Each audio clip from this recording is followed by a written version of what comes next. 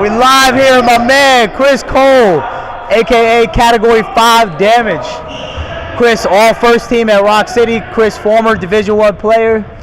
Chris has basically been the guy that every single player at Rock City who wants to play with, okay?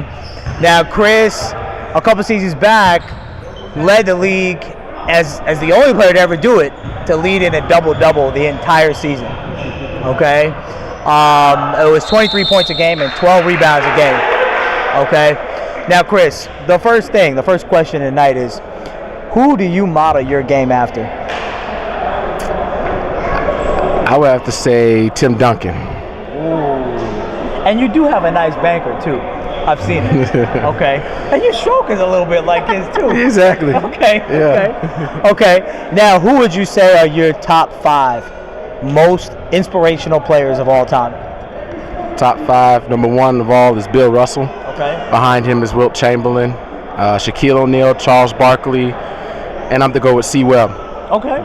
That's a bulky, beefy squad. Okay. Now, Chris, you've been through the fire. For all guys that don't know, playing Division I ball is like a full-time job. You've been through the fire. What does the game of basketball mean to you, and what has it done for you in your life? Playing Division I basketball itself is, like you said, it is a job. You wake up, you train, you practice, you work out, and you're in school, so you got class and everything else that goes with it. And you learn how to time management. Time management is key. Budgeting, discipline, staying focused, and above all, the diet. You got to watch what you eat during the season. Because believe me, at the end of the season, McDonald's, it tastes like heaven. Oh my goodness. I'm telling you, like 2 weeks after the season, all the bigs got fat. I mean, we just went to Mickey D's and just ate. But what it's done for me, for my life, is it's broadened my horizons. You meet so many different people, and then playing against guys from overseas and even throughout America, there's different styles. Guys from New York like to handle the ball. They like to dribble. They like to talk a lot too. And they realize, guys from down south are more lazy, more chill, quiet. Like Joe Johnson's cool like that.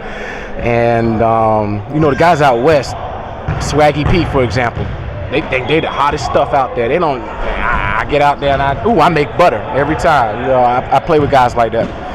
And overall, I would have to say, watch out for those Asian kids, man. They can ball. I'm serious. I got dunked on by an Asian kid. Western Kentucky game. I remember that. Coming up. Oh my goodness, man. Okay. Okay. All right, now, Chris. We've done a lot of work here building up this league to the type of league that every player in South Florida who's a real player like yourself has been dying to be in. One thing that we stress is that we brought in a lot of good guys. This is like a family environment. Oh, yeah. Okay, a lot of leagues you play in, guys real hostile after the game. Nobody really wants to be cool at all. As competitive and as hostile as everybody is here, when the game's over, everybody's chill. Everybody's real. Okay, what are your thoughts on that? How does that affect you when you come to play in our league? Oh man, I love it. Like you said, this is like a brotherhood. We all look out for one another. Dave, who's playing right now, is getting ready to have a kid. Even Cliff went up to him and congratulated him and everything. We connect. We stay in each other's lives on Facebook. We communicate on WhatsApp app. And it really is like on the court, we compete. After the game, it's whatever.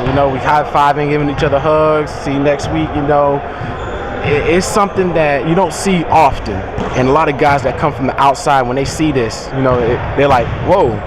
They're intimidated. They're like, everybody knows each other. Even me and guys on my team are cool with the guys that we were playing against, right. And, a season back, I played against my own brother. A lot of people. That was interesting, by the way. It was very interesting. Me and Cliff, our dad's sitting there, he loving it. He just loves it when we play against one another because, we're going to be messing with one another. Me being the big brother, I got to shut, hey, who's bigger than you? Now shut up, like that. And speaking of that, shout out to Mr. Coleman and Franco.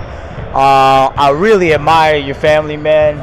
I really admire that you come from a hard-working basketball family. I mean, your brother's older than you, and when I first played with him years back, nobody liked playing with him. I said, man, I would die to play with Franco. Die. I love playing with your brother. Okay. Now Kel's got a couple for you too. All right, so I want to ask, you've been playing with Rock City Hoops for a while now. How has your experience in this league been compared to other leagues that you played in, whether it's college basketball or even pickup or anything, and any other experiences you have? Outside of college basketball, this is the closest league that I could say, like, keeping stats, watching video, the scouting reports, and like even earlier this month we were actually practicing, running the plays and stuff. This is the closest thing to feeling like you're really playing in a real league, and it's not just you just show up and play with a bunch of random guys. Everybody's like, we're a team, and whatever team you play on, you got to be gel.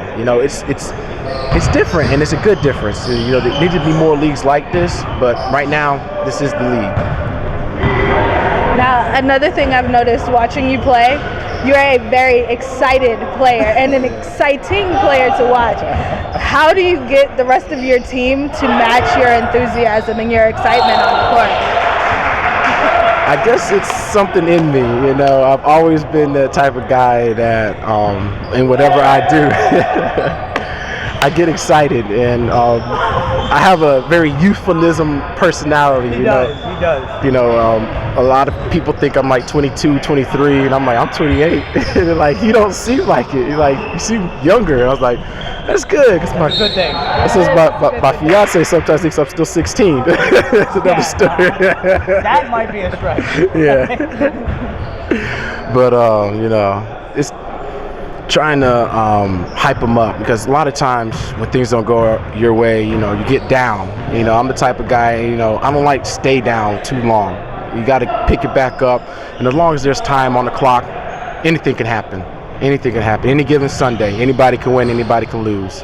It's not over until it's under 2 minutes and you're down by 30. But other than that, then it's technically over.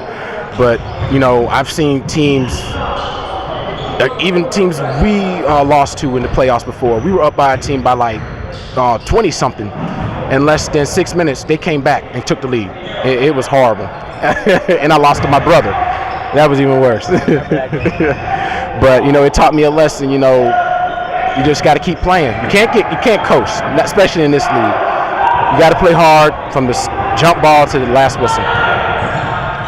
Now, I have another question for you. Being that it's March Madness, I'm asking everybody this. We've got the Final Four. You've got Florida versus UConn, and you've got Wisconsin versus Kentucky.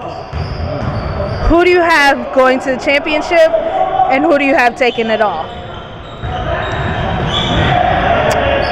Since I won a MVP up in Gainesville at a Swamp Shootout tournament a couple of years ago, I'm going to have to go with Florida. And I can't lie, Kentucky beat Louisville, so they're my pick. So it's going to be Kentucky and Florida. And since Florida beat Kentucky in the SEC championship, I'm going to have to go with Florida. Oh, okay. Yeah. Well, unless you got another question, Mike? No, good, man. All right, well, this is Kelly. We're here with Mike and Chris. And we're signing out. Signing out. See you next week. Peace.